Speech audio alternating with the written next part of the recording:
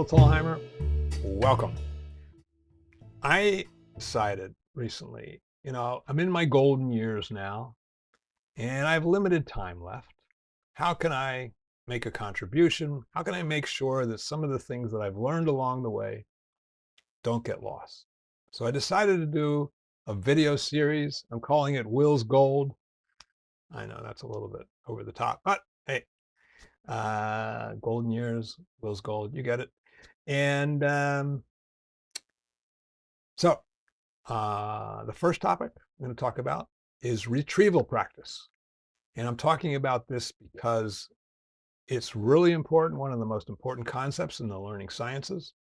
And also, it takes me back a long way. I first started talking about retrieval practice in, I think it was 97, 98, when I was an employee of the strategic management group and talking just internally with our team to make sure that our simulations, et cetera, and our learning programs were aligned with the research. And then I gave my first public presentation about retrieval practice back in 2003. I believe it was at the e-Learning Guild, one of their inaugurating conferences. So here we go. I'm going to talk about retrieval practice. Okay, this is Will's Gold, the very first video of the series, number 1.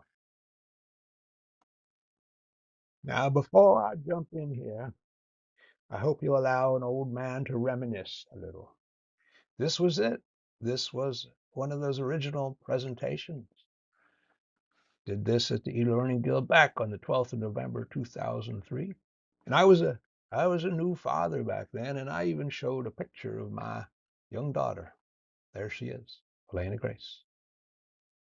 All right, that's enough reminiscing. On to the main questions. Okay, you've got a 60-minute classroom training program just about developed. Then senior management says they want a 90-minute program instead, with 30 minutes added after the first hour. For the last 30 minutes, what's will be, that's not grammatical. What's will be the best use of the time? Add relevant content you couldn't cover before? Review key concepts from the first hour? Or C, ask questions about key concepts from the first hour? Now, make your answer. Make your answer. There's research to show it if you do that you will learn more deeply. Hey, wait a minute. Wait a minute. Come on. Answer the question. Someone's always watching. And that someone is you. Okay, answer the question. Go ahead, roll it back. I know. Roll it back. Okay, let's do that again. Your answer choices are: add relevant content you couldn't cover before, review key concepts from the first hour, or C, ask questions about key concepts from the first hour. I will tell you what's not the answer. A, adding relevant content you couldn't cover before. This one here is not the answer. Let's try another one. Okay, so what would produce the best long-term remembering? Here are your choices. Provide extra review, provide extra questions with no feedback, or provide extra questions with feedback. Which of these is the best choice? Well, the best choice is obvious, right? Answer C, clearly going to be much better. So let's just get rid of that one. Now you must choose between these two. Which of these will create the superior results, the best long-term remembering? The correct answer is B, extra questions with no feedback. Now you're thinking probably, what? But feedback's so important. Absolutely, feedback is very important, but retrieval practice is so powerful that it creates benefits even without feedback. It creates more benefits with feedback, but even without feedback, it creates massive benefits. Let me share with you some research on retrieval practice. You can go ahead, take a look. Now, I know you can't read that. I'm just showing you there's a ton of research out there. I just grabbed this from a research report I did a few years ago, but there's tons more.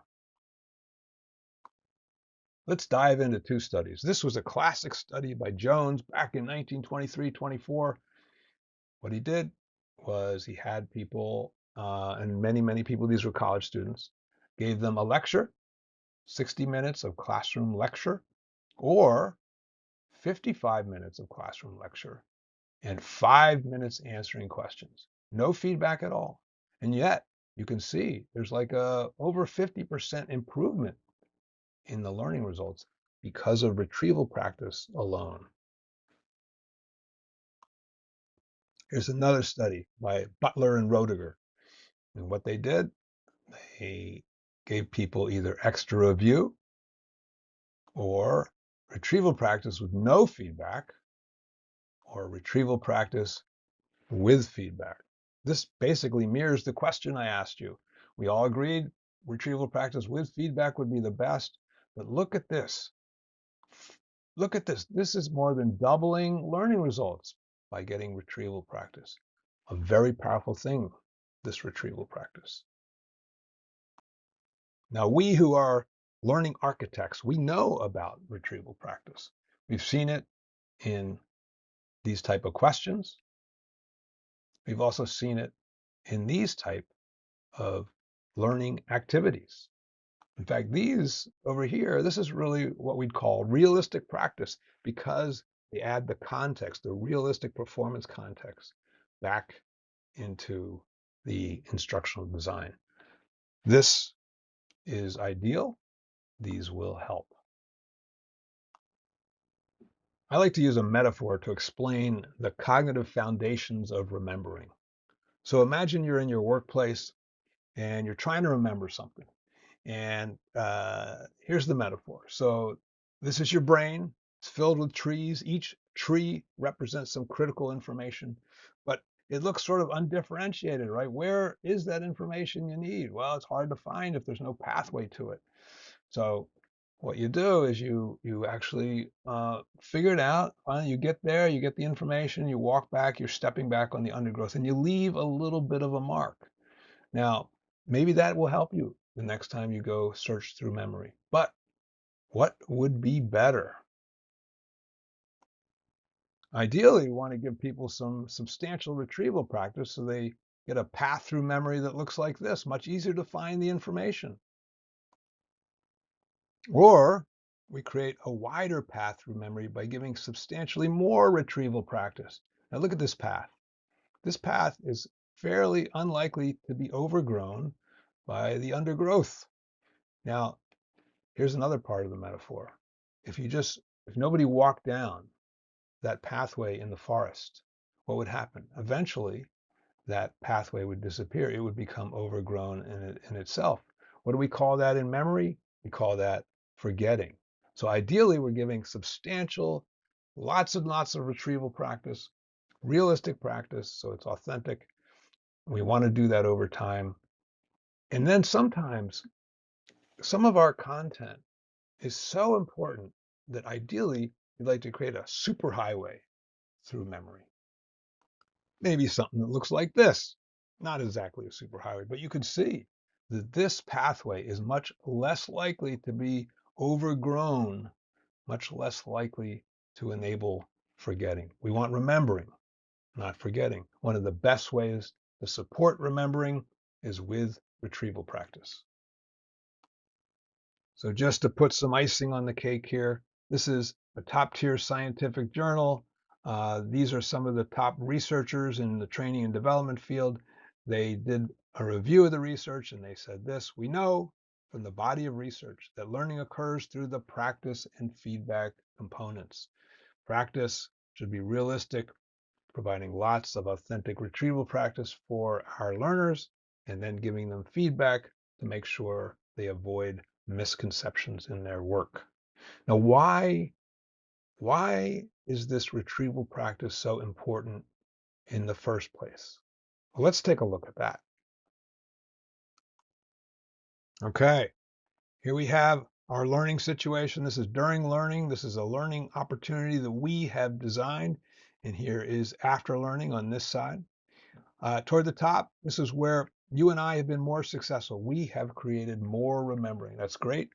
In fact, I want to point out that our goal in learning design is not to create learning, but it's to create remembering. We're more successful here at the top.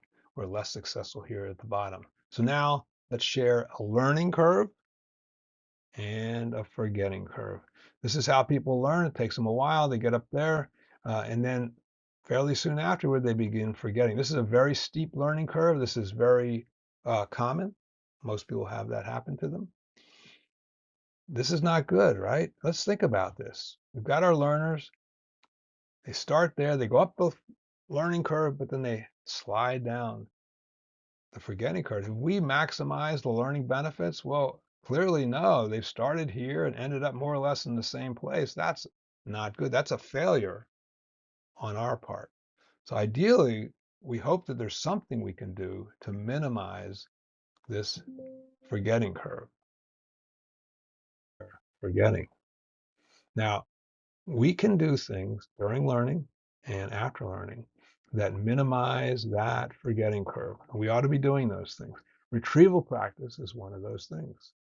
Ideally, we're creating learning and after learning so people continue to learn on the job. This after learning future depends on two things: the design of the learning and the after learning follow-up. Retrieval practice is something we do in designing our learning. It's not the only thing we can do. I'll talk about other design factors we can use in other videos in the future, but retrieval practice is important to help people minimize their forgetting curve and preferably continue learning in their work. All right, one more thing. I wrote about retrieval practice in the CEO's Guide to Training, E-Learning, and Work, Empowering Learning for a Competitive Advantage. And I'm going to share with you on my Substack. I will share with you a chapter from the book, including the chapter notes, The Amazing Power of Learning Research, Retrieval Practice. I'll share that with you.